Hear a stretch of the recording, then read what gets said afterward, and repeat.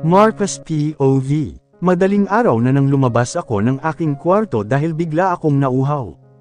Hindi muna ako nagpunta sa bar. Hindi ko alam kung bakit parang gusto ko munang tumigil dito sa unit ko kahit yamot na yamot ako kay Angeline. Ang nakakainis pa dahil kahit anong pilit ko sa aking sarili na umalis, ang katawan ko naman ang ayaw makisama.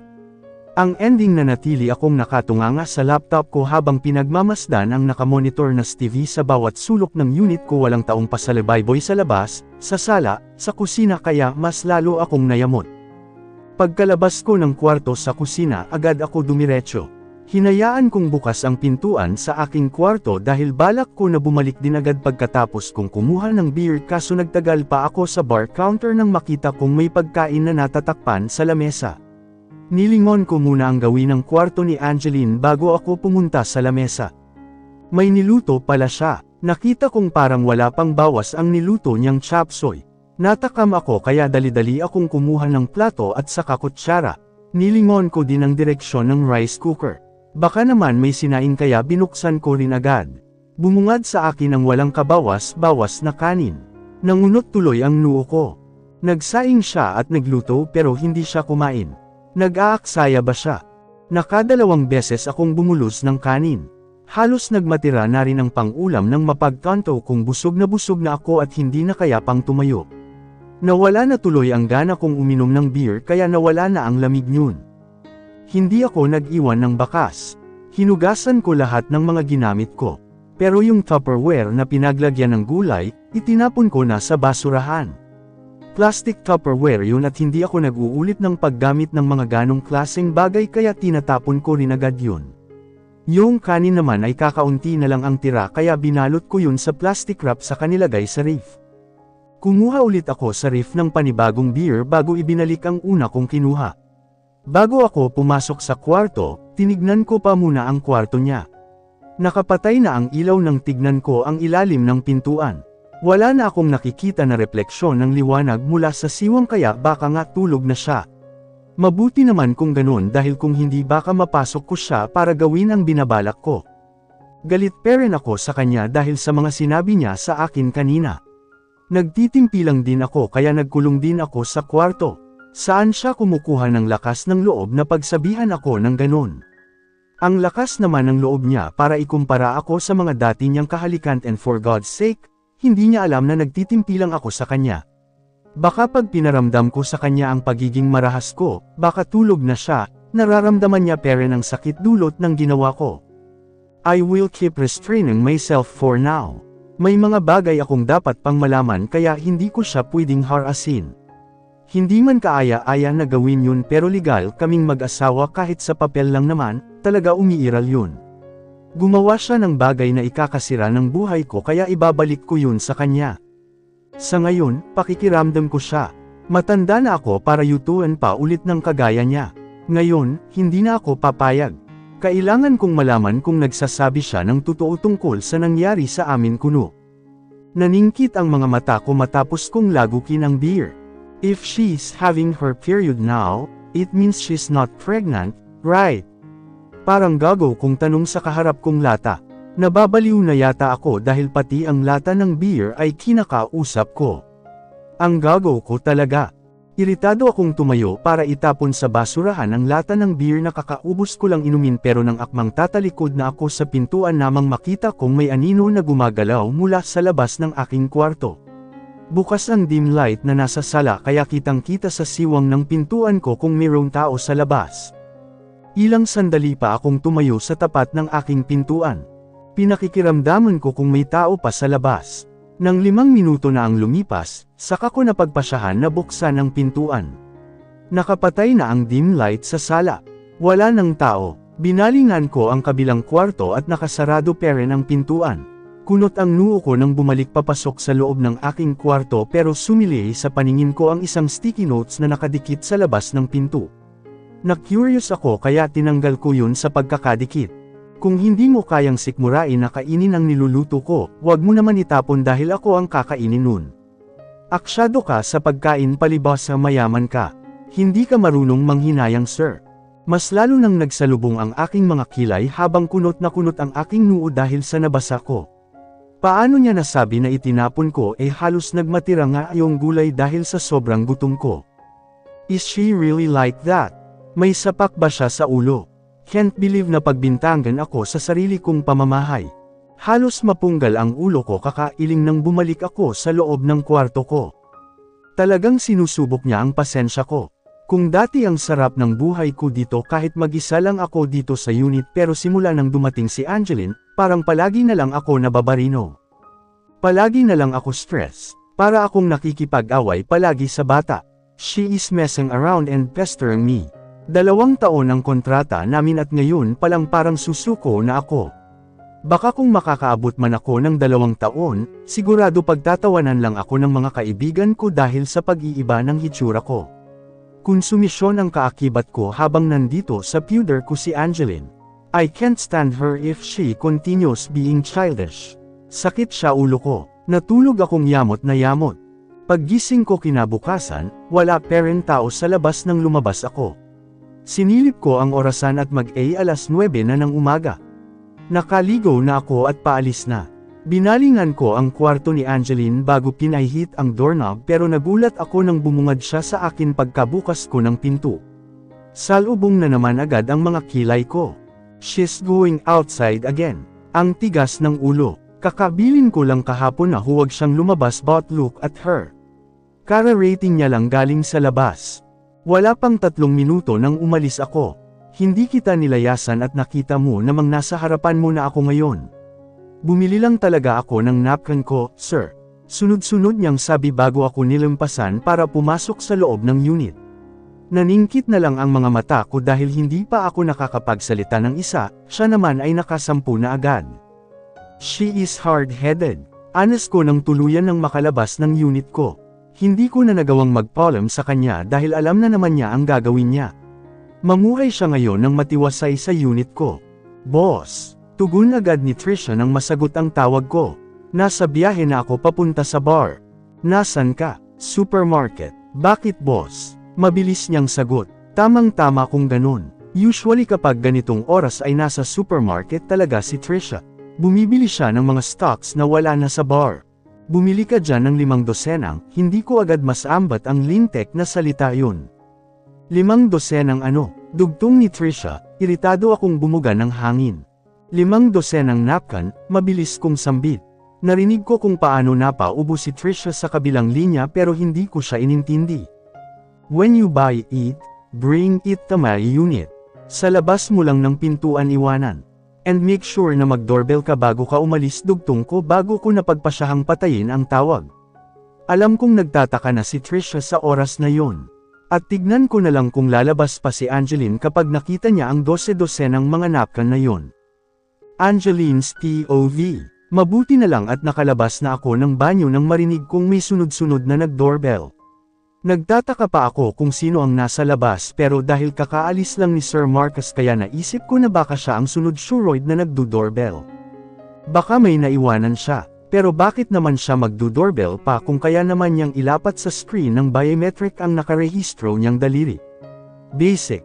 Nagulantang ako nang bumungad sa harapan ko ang sandamakmak na mga napkin nang buksan ko ang pintuan. Halos umulwa ang mga mata ko dahil sa sobrang dami ng napkin na nakalapag sa flooring. Binalingan ko ang hallway para sana kumpirmahin kung may tao kaso wala akong makita. At sino naman ang nagdala ng mga ito? Kahit ayaw ko man ipasok, wala akong choice kundi ang damputin ng mga napkin para ipasok sa loob. Nakakahiya naman kung makikita ng mga kalapit unit namin. Baka isipin nila ay nagmi-menopause na yung nakatira dito sa unit na to. Nang may banten ko lahat sa kwarto ko, nagtataka pa rin ako kung sino ang nagpadala ng mga pads na yon. Pero kung iisipin ko talaga si Sir Marcus lang naman ang may alam na may period ako ngayon. Iniisip ko pa lang ang posibilidad nag-iinit na agad ang mga pisngi ko ano palagay niya sa akin, sa isang araw nakakaubos ako ng 1 dosenang napkin. Natatawa na lamang ako habang papalabas ng aking kwarto. Araw-araw na lang ako nagkakaganito, at hindi ko alam kung hanggang kailan ko siya kayang pakisamahan. Kuhang-kuha niya palagi ang inis ko. Katulad kaninang madaling araw, sobra akong nena sa kanya dahil nang maisipan kong kumain sana, nabigla na lang ako nang makitang wala na sa lamesa ang niluto kong gulay. Nang tignan ko sa basurahan ay Tupperware na lang ang naruroon. At padalawang beses ng ganon. Palagi niya na lang tinatapon ang niluluto ko. Nakakasama ng loob. Hindi man lang siya marunong manghinayang ng pagkain. Porket mayaman at may pera kaya hindi niya na-appreciate ang mga simpleng lutong bahay. Pagkatapos ko magsaing ay nagprito na lang muna ako ng itlog para almusal ko. Ngayon lang ulit ako kumain ng itlog dahil wala akong ibang choice. Wala nang stock na mga isda at karne sa ref. Kung frozen foods naman ay wala na rin kaya sa itlog ang bagsak ko linam na lang ako mamaya ng gamot pang entre sa langsa. Tamang 11:00 nang makatapos ako sa paglilinis sa balcony. Maliit na space lang naman yun pero dahil marami-raming mga nakaimbak na kung ano-ano sa labas kaya natagalan ako. Pinatas ko pa ng maayos para naman hindi masakit sa mata kong titignan. Saka ko napagpasyahan na maligo. Nakapagpahinga na rin naman ako ng ilang minuto. Hindi naman ganon kabigat ang tinatrabaho ko dito sa unit ni Sir Marcus. 2 bedrooms lang ito at tanging kwarto ko lang ang nililinis ko. Yung sa kanya, hindi ako nangangahas dahil wala naman pahintulot na galing sa kanya.